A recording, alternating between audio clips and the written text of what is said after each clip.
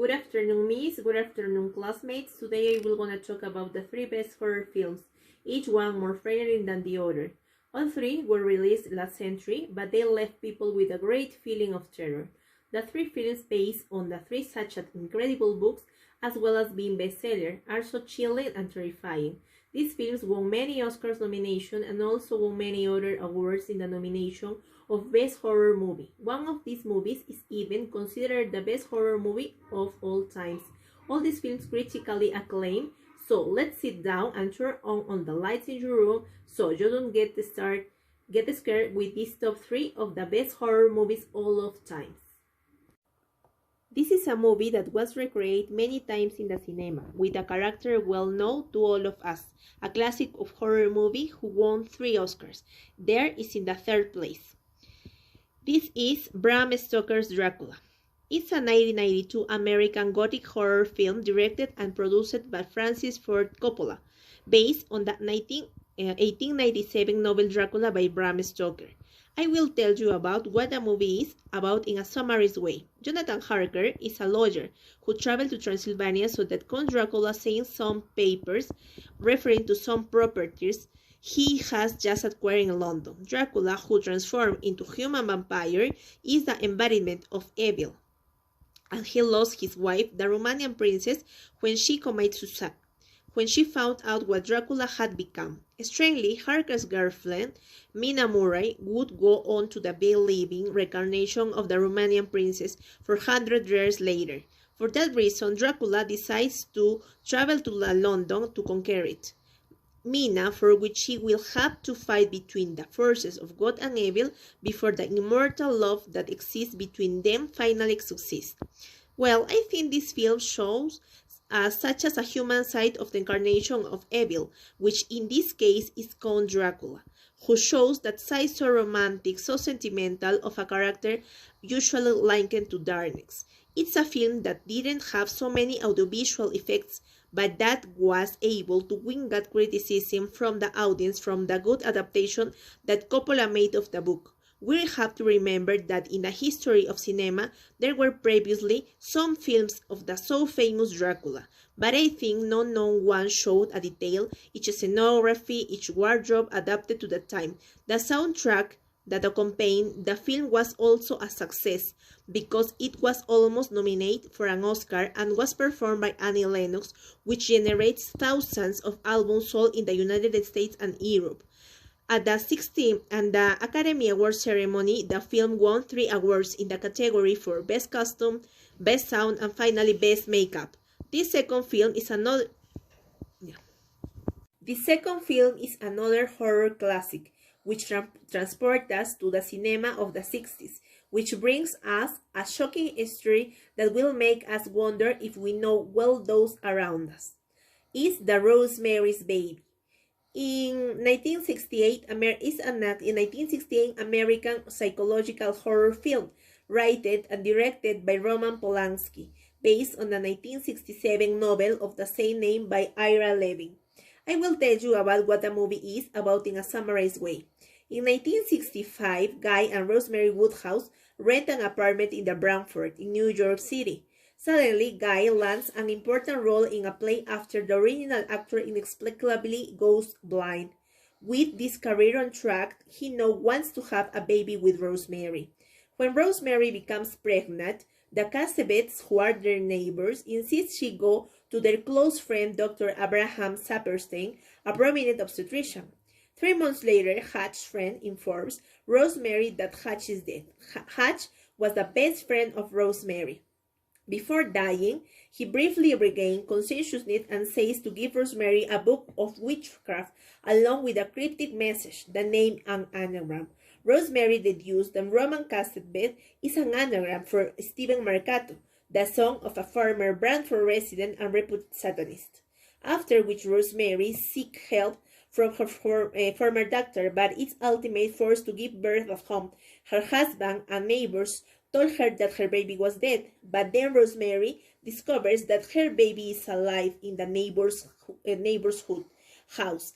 And when she goes to see him, they tell her that the baby is the son of Satan, and that they belong a cult of the devil.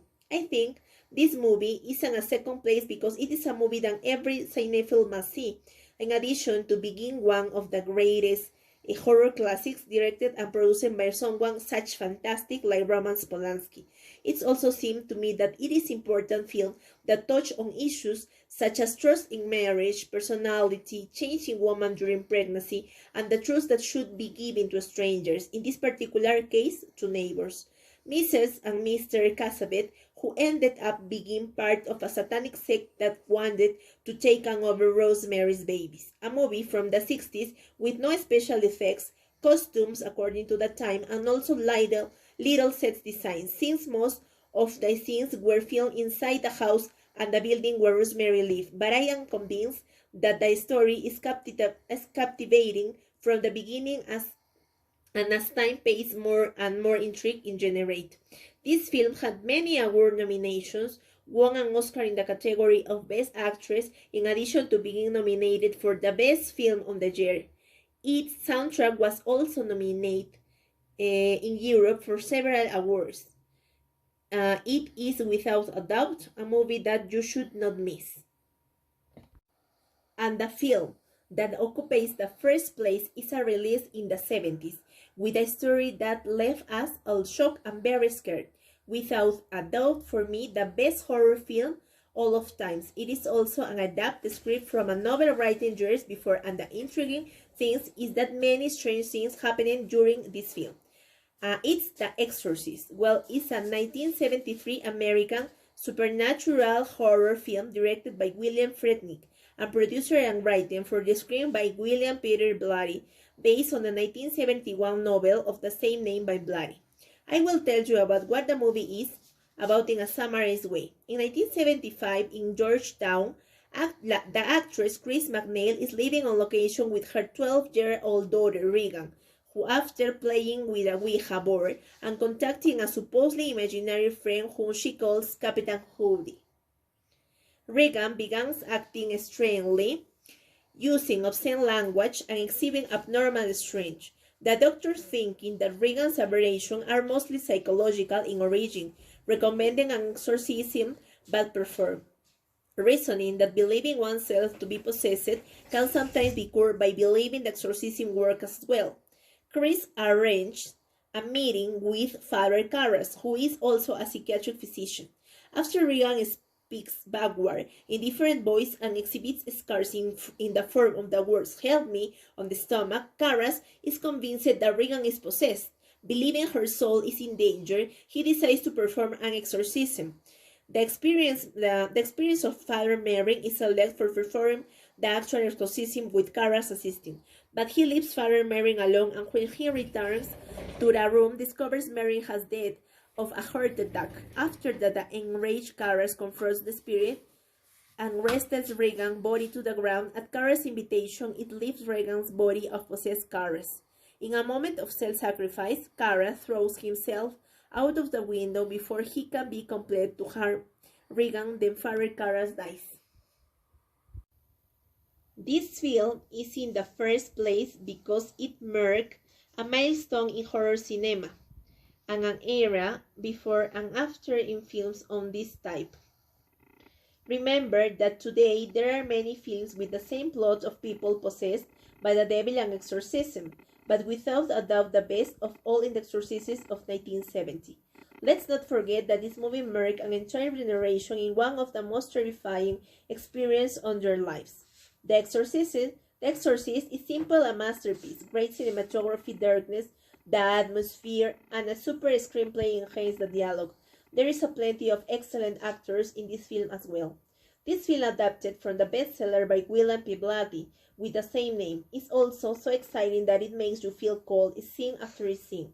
For the 70s, this movie takes the award in makeups. Let's remember the scenes in which they is called dispossessed by the spirit, and it's shown with many injuries on her face. Also, when she comes down to the stairs of the house like a spider, and when she turns on her head on 180 degrees. In addition to these things, there are not very pleasant errors such as vomiting and expletives thrown in various scenes. For each time, this way very striking and generate a great wave of good criticism. about the production of the film. I think the filming scenes are so magnificent with their play of light and dark, the text used in the film, and the performance of the little girl who played. Regan, the possessed girl around whom the film revolves. It is such as the perfectionist that was used that the film had a new premiere approximately 15 years ago with unpublished scenes, which, like the first time, filled theaters. An aura of mystery has been moved around this film and its recording. There are certain strange things that's happening during its filming, such as the recording studio burned down while they were recording a scene and their people died, and situation that postponed filming for 6 weeks. Also, the people who work in the studio said that they heard strange noises and footsteps. Also, the actors dead. Also, 2 actors dead before the premiere of the film, and some relatives of the main actor also did. This movie was so good that in 2010, the Library of Congress of the United States selects the film to be preserved as part of this National Film Registry. Well, that's all for today. Thank you.